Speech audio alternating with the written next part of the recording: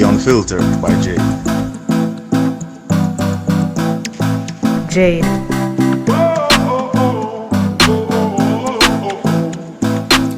Welcome to The Unfiltered by Jade, where we educate, empower, and entertain. Feel free to like, share, subscribe, download, donate, and make everybody know about this.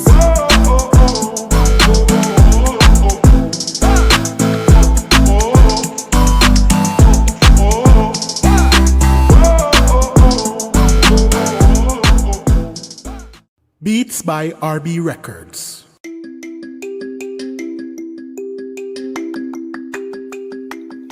Shopping assistance, your style, your budget. Our services include online and local shopping for individuals and businesses, personal shopping, purchasing of company and office supplies, importing and exporting small packages across Jamaica and worldwide, and helping you find unique gifts and items for all events and occasions. Contact us at 876-919-5195 or shoppingassistance2015@gmail.com. Shopping Assistance, your style, your budget. How do you use Zencastr? If you have thought about podcasting before and realize that you need a lot of different tools and services, those days are over. With Zencastr's all-in-one podcasting platform, you can create podcasts all in one place and distribute to Spotify, Apple, and other major destinations. Go to zencastr.com/pricing and use my code Unfiltered10 and you'll get 30% off your first month off any Zencastr paid plan. I want you to have the same easy experiences I do for my podcasting and content needs. It's time to share your story. Sun and Swell Foods is the nation's first online plastic-free grocery store. Shop their assortment of delicious, healthy foods in plastic-free, compostable packaging. They are delicious. 100% plant-based, 100% gluten-free, 100% real foods, no added preservatives or ingredients. Come in compostable packaging. If you are looking for a more planet-friendly pantry, shop Sun and Swell and get 20% off site-wide when you go to sunandswellfoods.com and use promo code Unfiltered10 at checkout. That's 20% off your entire order when you use Unfiltered10 at sunandswellfoods.com. Welcome back to The Unfiltered by Jade. Today we have with us here Crystal Daye, and many of you may know her as a global book coach, speaker, award-winning author, podcaster, book marketing consultant, and the list goes on because she does a lot of things. So hi, Crystal. Hi, Jade. I am super excited to be here. I can't believe that the time is, just running by so fast. So I'm excited to talk to you and just share with the audience today. Yes, excited to talk to you. I think you're the perfect person to speak about authorship because you have been doing this for some time now. I have. I've been doing it full time for almost 7 years, and I would say I've been an author for about 8 years. 10 books now. 10 books I've released because I've actually written more. I've just not released them yet, and I've Nice. published through my Daye publishing company over 200 authors published in our imprint, and I've worked with over 500 authors in the last few years. So yes, books are my thing. Books are your thing. Awesome. And for those persons who want to know about being an author and how to go about it, especially even in the marketing department, she's the best person you can speak to. Yes. I'm excited. I'm excited too. So we're going to jump into it, Crystal. First of all, how does authorship allow you to express your creativity and ideas? So this is a interesting question, because when you say creativity, the truth is I wouldn't think of myself as a creative person. I think I'm just somebody that is just pretty normal, growing up, I didn't think I have any special talent. I don't really write fictional stories well, so when people say authorship and creativity, sometimes it feels scary because you're like, I might not be the creative person. But one of the things that I have learned is that creativity is not just about, it's not just about having this talent about creating stuff. But a lot of times, especially when you're a non-fiction author, you find that creativity comes from you having a unique perspective on something. Yes. So it is twofold when you think about how authorship brings out creativity. You have natural persons that are, they are great at writing poetry. They are great at writing short stories and fictional stuff. And, of course, writing is a great way to bring out that and bring out that exploration in the world. A lot of persons read fictional books for entertainment, or they read it for exploration so that they can see themselves in a different realm. But then you have non-fiction authors, which is where I come in, is more how can we take our unique perspective on different topics. So Solomon would say there's nothing new under the sun, but Mm-hmm. we know that, God has given each of us a gift and a voice, and how we say something, it will be different because we are unique and not necessarily because the topic is unique. So I think writing a book allows that. It allows that creativity of thoughts and expressions to come out. And when you think about nonfiction, most of the time it is about inspiring and empowering an audience and equipping an audience with a unique perspective. Nice. Nice. How does the process of creating and sharing your work contribute to intellectual satisfaction? Ooh, big question. Wow. I don't think I've ever been asked anything like this. What did you say? Intellectual? How does it contribute to our intellectual satisfaction? All right. Again, just such a powerful question. So again, I'm gonna take it from two perspectives. So when you think about intellectual satisfaction as a reader, right? So I'm always thinking about the audience first. So as a reader, okay, when I'm searching for a book or I'm searching Mhm. for anything, but specifically in this case, a book, I'm always looking for a way to learn.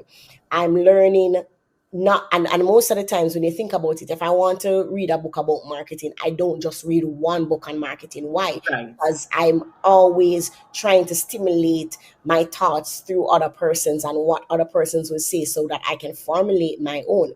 But then of course, if you think about the personal satisfaction that a author gets, one, seeing their work in the world, two, knowing their work is blessing others, three, that knowing that their work will live beyond them. I Yes. always say a book leave a legacy beyond you. So after you have gone, you're able to still leave a stamp on this earth with your thoughts, with your creativity, with your passion. So I think that that's writing is one of the most permanent thing that you can do, and to change not just your life but the generations to come. That's very good. And it also comes to the creativeness, as I spoke before, in terms of we may have the same idea because everybody may speak about marriage, but everybody have a different idea of it. And the Yes. creativeness to it is different. Yes. So in that field, you are creative where that is concerned because you have ideas, and from you have ideas, you're creative.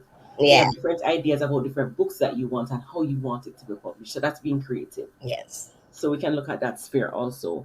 What recognition and reputation can you gain as an author?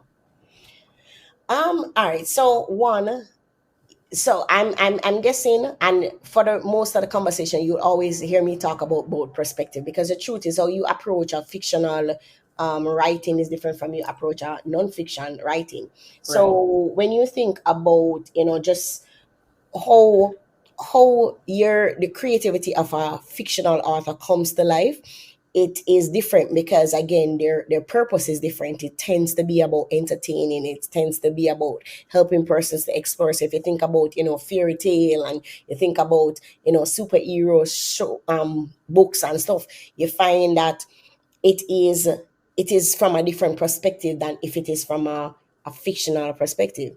No, some recognition, one, again, I mean, there are so many accolades that may come from winning awards, from being featured in media, from interviews. You're thinking about those things, but also recognition, especially as a non-fiction author. One, you're able to build your expertise. If you're building a brand, if you're building a business in an area, for example, like we mentioned, marriage, right? Writing a book will just quickly show that you are a expert in that area, because persons know that once you can sit and pen about something, it means that you're an expert, or what we call a thought leader in that space. Other recognition, as we mentioned, could include financial, right? Because now you create a passive income from that. You create active income, not just passive income. Yes, on Amazon you're earning extra stream, but even active income that comes through speaking and coaching and other streams of income that can come from you creating this. What you think is just a book is not just a book, but it's a ecosystem of a business from your thought leadership expertise. That's good. How can authorship enhance your personal and professional image? All right, so your personal image. One, I always tell my authors that once you write a book, you automatically become a entrepreneur. And most persons, this is why a lot of authors are not really making as much money, or they're not, really gaining a lot from their books, because they're just seeing the book as a one thing.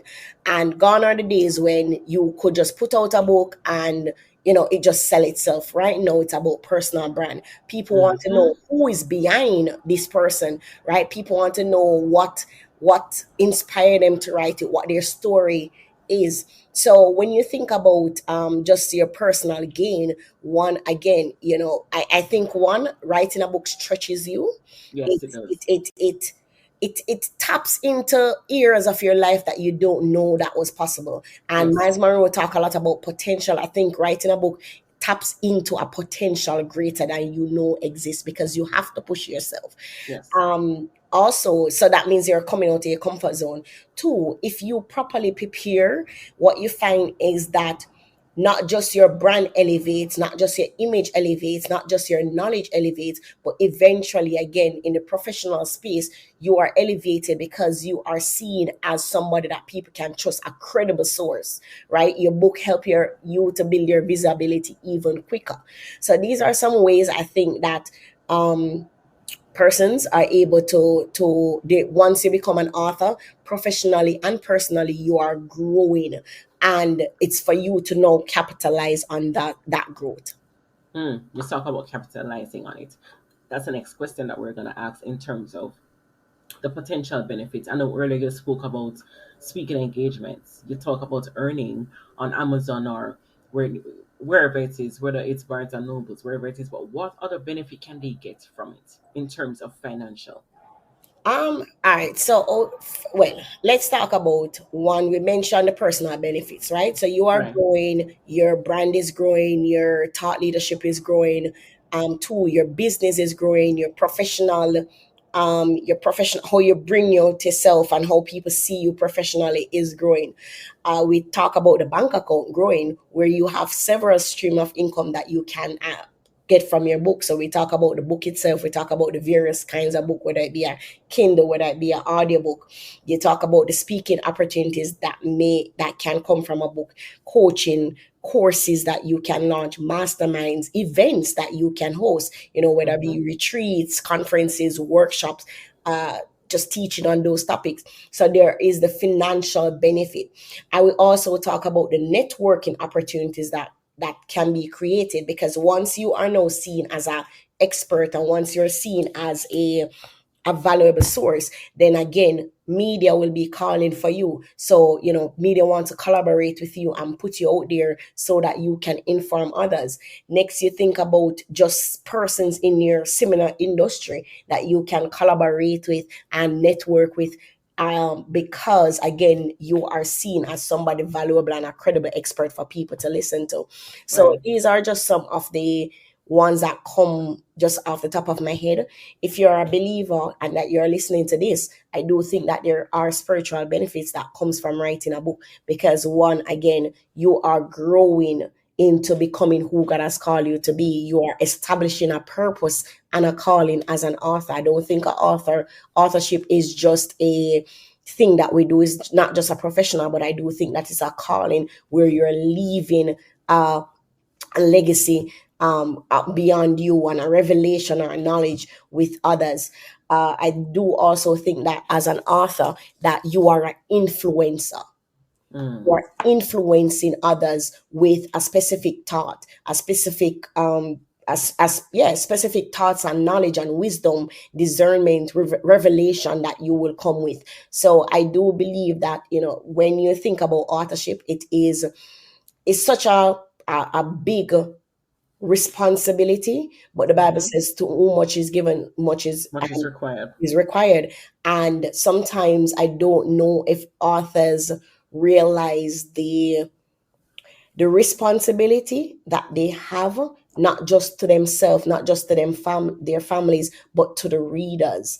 And because Mm. sometimes they don't always see that, I don't think that they put in the effort in getting the books in the hands of the readers. So this is one of the reasons why on my platform you'll find that I'm always talking about marketing, because from and sales, because I believe that sales is service, and marketing gets persons to get their revelation, and they get their breakthroughs a lot of time through books. So I want to know, in what ways can our work outlive us and impact future generations?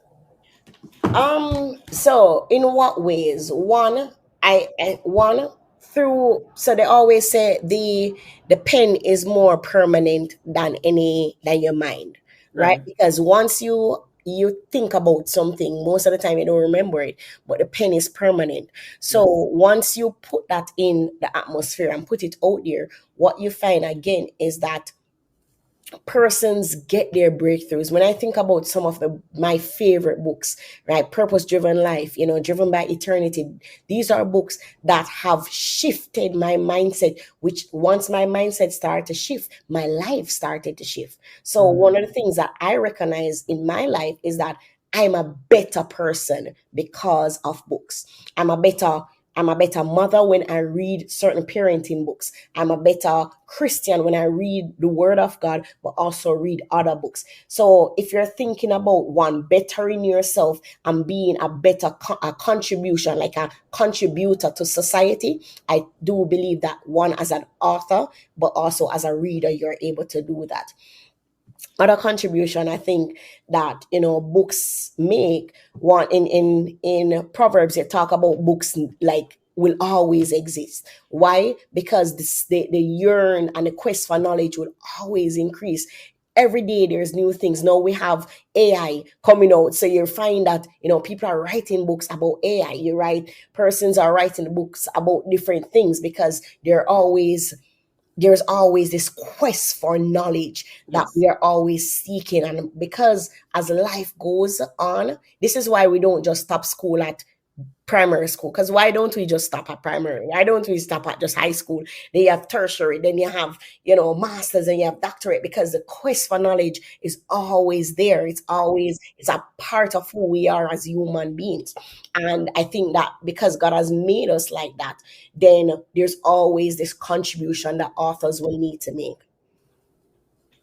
Yes, that's an underlining point. Further in our education, that's also a part of the impact in our generations. Yes. How much time and effort does writing and publishing require? All right. So I think I think it's not very easy for me to answer that question, Okay. because I do understand that there are persons have unique calling. So there are persons that so there are three types of writers I always teach about. One, Mm-hmm. there are those who are called to write, those who are equipped to write, and those are gifted to write. So when I say, and I said anointed slash called, so let me talk about the gifted writers. There are people that you can think about from basic school, primary school, high school, that they're just natural writers. Like they are the ones that they stay in the exam and write for the whole 3 hours, Oh right? yes. Oh So yes. those gifts, you have those persons that that when they write, something moves. So they're gifted. God has given them the gift of writing. And just like, oh, you have the gift, somebody that can have the gift of track and field or gift of singing Right. and dancing. Right. I do believe that God has called some of us to be gifted writers. Then you have those that I call equipped. Those are equipped to write. So those who are equipped to write, they are not necessarily always the strongest writers, but what you find is that they realize that they are good enough and they are learning. So what they do is grow that they grow this passion for writing, even if they're not natural at it, because they're studying. You find that they become good at it. And to be honest, secret, I think I am a equipped writer, Equipped writer. right? I Okay. don't think I'm a gifted writer. I write well, but I don't just write well because, oh, she get up one day and is a good writer. No, I read about writing, I read about things, and because I'm always reading, it means that I'm always growing my knowledge. So that's why I'm Right. equipped. Then you have those who I call anointed to write, which is they think that they know that they're not the best writers at all, but in that moment, if they're a Christian, they feel like the Holy Spirit has given them a mandate to write something. And this is why, it's so important to have editors and proofreaders, because sometimes they might not get the grammar aspect of it right, but the Right. revelation and the knowledge that they're sharing is so powerful. And an example is John Bevere, which is one of my favorite writers. He would tell you that he studied engineering because he was horrible. Like his teachers used to just pass him English just because they don't want him back in the class. So when he felt this calling to write a book, he's like, no, I would never write a book because I can barely write a grade paper. But in that moment, he is now what, 13 books or so, and every book that he has written, he would say, boy, is a Holy Spirit download that has given him this message. So I say all of that to say that based on where somebody is, they might write more than others, if you understand what I mean. Yes. Yes. Some persons, this is why some persons will say, boy, it's easier for me to speak it and then transcribe it. And it doesn't make them less of an author because they speak it. Or somebody may hire a ghostwriter where I just give you the thought, but I need you to expound on it for me. Yes. It Yes. doesn't make them less of an author because they didn't write. Because the truth is, let me be honest. It's not about the book, and I think that's where it gets very ticklish because so many people get focused on the book. It's about the message. We don't buy a book because we necessarily want to read a book, unless you're like a reader. You know those persons that love. Right. Yeah, Right. but most of us, when we are reading for knowledge, we're reading for entertainment, we're reading. So because of that, we are taking up books because we're searching for something. It's the message that counts. And when you keep that in mind, then it really doesn't matter how long you write as long as you get it done. So that's my long answer to that question. I'm I sorry. love that. No man, no, no man. I love that. I love expounding that because people would think, oh, because I need to hire a ghostwriter, I'm not good enough. And I love how you break that down and how you can also put yourself in one of the categories to say, hey, I'm fitting this category, but that doesn't say anything because what I write sends a message to people and they get something from it and their lives are impacted by it. Yes. So thank you for that and the even breakdown of the different categories where that's concerned. I want some cons now to this. What are some of the financial risks associated with authorship? All right. So I think I'm gonna come with a different perspective on Okay. this question. Here's why, because I don't think that writing a book is a cost to anybody. I think writing a book is an investment. Here's what I Mm. mean. When you think about a cost, you think about you spend money and you're really not gaining anything financial from it, Mm-hmm. most of the time, and not just financial, like you're not gaining from something. So if I buy, I don't know, things that cost me, you probably buy, for example, example that come to mind, when they always say when you buy a car, right, once you drive it off of the lot, it's always losing. Yes, It's the previous depreciating, cost. Mm-hmm. right? Only way that you will gain from that is unless that car is being used for commercial purposes, whether a taxi or something where you're making back some money. But for the Right. most part, a car is a liability, right? Right. When you think about writing a book, I believe that writing a book is capital. It is an asset. It is an investment. Here's why: because one, we spoke earlier about, if you're a Christian, the spiritual growth and all the things that come from writing a book, the personal, the professional, the entrepreneurial opportunities that exist when you become an author. Like, I cannot think of anything else that you are able to gain so much except through authorship. So Mm-hmm. one, you're able to earn, not just earn, know but you're able to earn for the rest of your life. So if you think about God, Miles Monroe, make his soul rest in peace. His children and his children are always going to benefit from Yes. what he has written, because a book leave a legacy beyond him, right? So they are gaining. Now, here's the thing why sometimes authors feel like, oh my God, it's a financial risk, because they're not willing to do the work. And that is the reality, right? Now, when you think about writing a book, through my when I do my accelerator program with my aspiring authors, because I'm a coach, I teach them about what I call the MBA framework, right? One, it's about mapping out your book message first. It's about two, the B is building your brand, and three, it's about amplifying your profit. Now, if you're not doing those three things, what you find is that you are doing yourself a disjustice. You're doing your book a disjustice. You're doing the prospective readers at this justice, because you're not investing in not just the time to write the book, but you're not investing in putting out the message out there, marketing, branding, etc. So this is why it feels like that. So final example I give you, if you go to law school and you spend all of that money to years of studying to do law school, and you at the end of law school graduate, and you graduate with honors, and you never seek a law job, if you never go try to get a case, anything at all, then it cannot work for you. Your law degree won't work for you. It Right. only work for you when you work it, right? Right. When you take on those opportunities. Similarly with a book. No, you can spend the time writing, you can spend the time investing, just like how you do it with a law degree. But if you are not investing in the long run, then you won't gain the possible benefits that you can as an author. Mm. Okay. Okay. I see it that way also. With that, how is it that you handle criticisms and rejections from readers, publishers, or other critics?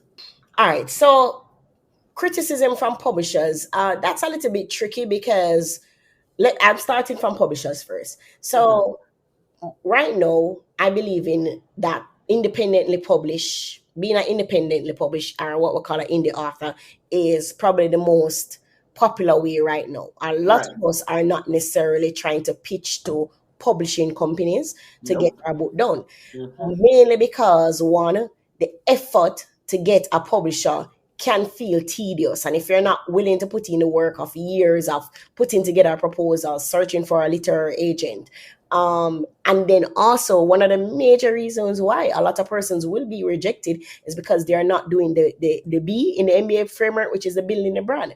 Publishers are not going to just take your work because you feel like your book is a good book.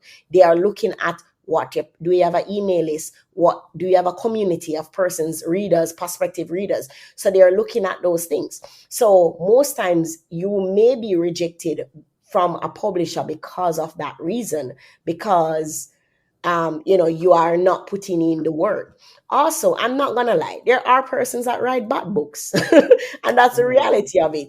But I do believe that a bad book in the hand of a great editor can be a beautiful thing, Right. because again, this is why you have ghostwriters, editors, development editors, that we can make it look good. It comes back to the M in MBA, because sometimes you're writing a book, for example, persons come to me a lot of times wanting to write about their personal life story. Now, it sounds a way, but nobody's interested in your story. No matter how popular you think you are, no matter how, nobody cares. What people care, readers care, is what is it in it for me. So when we're buying, even though everybody is buying Sarah Jake's book, it's not really because it's our story. Yes, we're inspired by a story, but again, it's about us. Similarly, when you read a Michelle Obama becoming, or a Barack Obama, whichever the books, even though these persons are popular, people are reading the books to see, okay, what can I gain for myself? And a lot of times authors are not thinking about the message of the book. This is why it might be rejected. So those two main reasons why people are publishers may reject you. Now, when you think about say a reader might not like what you have written, how do you deal with it? The truth is, one, it has to come back down to one, my personal beliefs, my personal values, and my personal conviction. Because again, when you think about the Bible, there are people out there that are will continuously reject the Bible. Mm-hmm. But it's still the most popular book, right? It's most sold book, all of these things, most translated book. Every year, people like me, like every 2 years, I buy a new Bible. So it means that it's not that the Bible is not a good book, it's because there are some people that will always reject something. So Mm-hmm. I don't take personal, say for example, somebody critique. If there is a critique that is supposed to be helping me to grow, I'll take it. But if it's a critique just because somebody don't like the work, then you don't take it personal, right? Yeah. Because people would always reject one things that they are not, they don't agree with, they don't have the same values. So people will not work with me because I'm more faith based, right? Because it is what it is. I will not publish a book that is contradictory to my faith. I will not publish a book that is about pornography or anything that is like that.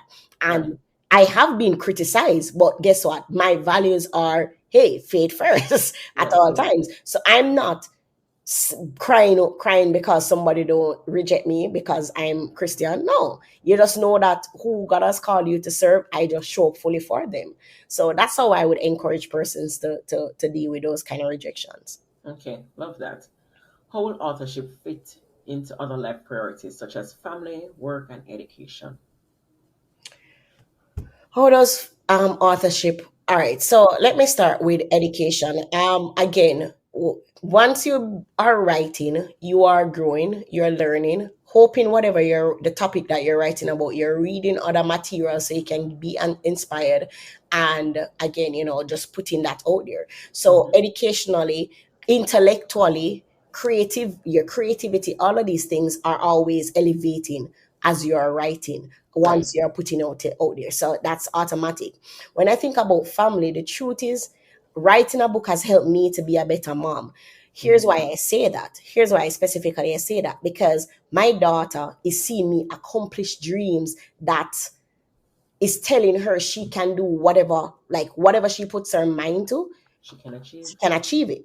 And what you find, especially as a mother, and because I'm a single mother, I can tell you that it's tempting to always put the children first and put all your dreams on the back burner, thinking that you're serving them. But what I found is that the more I show up for me, is the more inspired she is to go after her own thing because I can confidently say, hey, your mom grew up in I Crystal Lee grew up in poverty. I went to bed hungry many nights. There are days when I went to school without lunch money. I grew up in a community where it was filled with gang violence, and I saw the only way out as education, right? Reading books, being exposed to different things, and those are some of the reasons why I am who I am today. So when I tell my daughter these stories, now she's in a better place. She never has to go to her bed hungry. She never has to go through those things. Not that she won't go through things, but she won't go through those things because financially I'm in a better position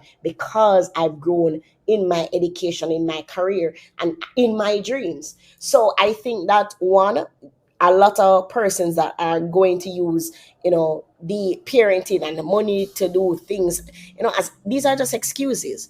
But when you understand the why behind what you do, I don't just write books because I make money. I write books because I'm leaving an influence. I'm leaving a legacy. I'm impacting others. I'm empowering others. I remember going to a girls' day where my niece is at my niece school, my girls' day, and two of her friends like literally ran up to her and said, "Oh my God, can you ask your auntie to get me a autograph because I follow her on Instagram. I love her. She's so inspiring and stuff." And the joy that came from my niece's heart to know that, hey, my auntie is just impacting these Right. 10, 11 Right. year old girls. It's like the joy that comes from that, the joy that my family, my mother experienced because I've said yes to not being selfish, because I could just stay being an accountant, live my shalalala good life. But Mm-hmm. the call to authorship is a call to service. I think that's a major thing I want somebody to get. Authorship is about service and serving your readers and serving your audience. And once you're living a life of service, then you're living a life of impact and influence. Mm. Message received.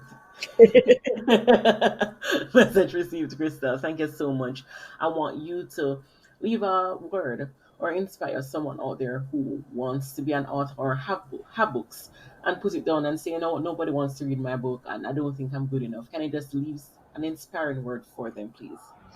That's I love this. I love this because again, I'm the millionaire motivator. I know my purpose in life is to empower and motivate others to be the best that God has called them to be. That is very clear about what I know about my purpose.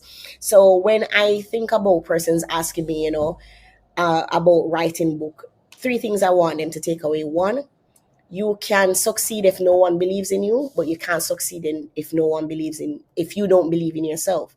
So if you feel like nobody's going to read your book, you're right. I'm sorry, I'm not going to come here and convince you, because whatever you believe, that is what is going to come in That's quote fruition. unquote manifestation of your life. I don't like to use manifest, 'cause, Me either, but it brings to it, fruition. The Bible it also brings to speak about it. pass. Yes. Right. Bible speak about what we say, our tongue. Yes, right. So, one, I believe that the first thing you should do is keep telling yourself that you can do this. The word of God says that I can do all things through Christ who strengthens me. So, tell yourself that there are people that are out there that needs the message. They don't need a book. The book is just a vehicle. This is why, as an author, you don't just write books. You're a speaker, you're a coach, because the book is just one vehicle of getting the message out. Number two, I would say to them that get help, get mentorship. We're in the day and age that, yes, Google works, YouTube works, but at the end of the day, nothing beats a good support system. Investing in coaching, investing in the right community, being around the right people that are pushing you to greatness, because sometimes we are looking for help from people that the truth is they just barely can help themselves. So you want your little cousin, Wow. to push you to do something that they're not doing themselves. Like, no, that's crazy, right? You pay to get into the room. They have something called the power of proximity. When you are around the right, it's almost like when you're around the right people, you find that you are flourishing better. So Mm-hmm. invest in yourself, invest in coaching, invest in to get the help that you need. And the final thing I would say regarding books, stop thinking about yourself. Requiring in his book, Purpose Driven Life, which is my favorite book, the first sentence it says is, it's not about you.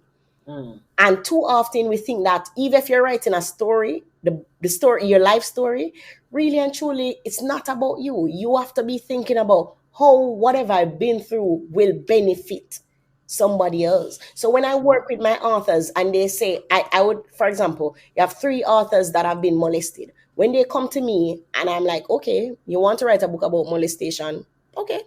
I've published at least 40 authors about molestation. What is it? What What is are you gonna bring new? what are you bringing? So now this is how I have to coach them now, how to get clear on what is it. So one author may learn through the molestation to the power of forgiveness, right? Mm-hmm. They have to learn how to forgive. Another author, I remember she came from a psychological perspective, what are the impact of sexual molestation. And then another author, it may be courage, how to find courage to go after your dreams, after these things. So even though it's three authors writing about the same thing, the message will be different.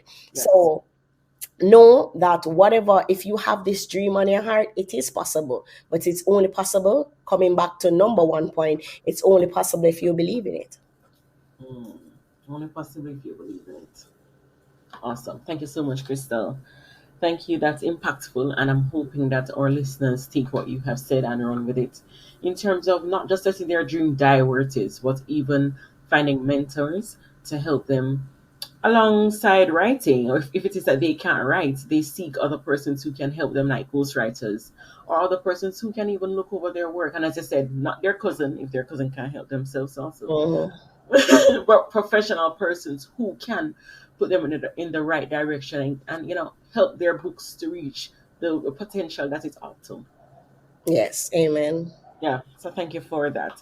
I want to thank you so much for inspiring others to do. Aw. Yeah, thank you so much for inspiring others. You're doing such great work, and we hope that people, they don't look at these things and say, oh my god, I'm gonna put in money or I'm gonna invest in myself and it's not gonna come to fruition. But invest in yourself and believe that investing, you're propelling yourself to be where God wants you to be, because it's all about God, all about God, all about where He wants us to be. And sometimes it might feel like we're not good enough, but you are good enough. Just leaving that out there. Yes, yes. And Yes. you know what I want to add as I close? Know that your voice is needed in this world. Because the Mm, truth is, when you think about any topic, there are persons that are out there that are talking about it. But you still find people, new people coming and adding to the space, and it doesn't yes. make their voice less wanted. No. No. And you know, when I started in the space as an author, the question I asked, like everybody else, who would read my book? You know, who, like, I'm not popular at that time. Nobody knew me. That's 2016. I didn't even sign up for Instagram yet. You understand? But I've looked at what my obedience has done. like, Mhm, mhm, mhm. wow. Like every day I get up, I'm like, whoa. And it's not an easy journey. It's not. It's But not it's an the easy most journey. worthwhile journey Yes, that it's worth it. it is worth it. Yes, it is. And I want to thank you to our listeners for continuing to listen to the Unfiltered by Jade. And we'll be back next week, Tuesday. Thank you. Bam, bam,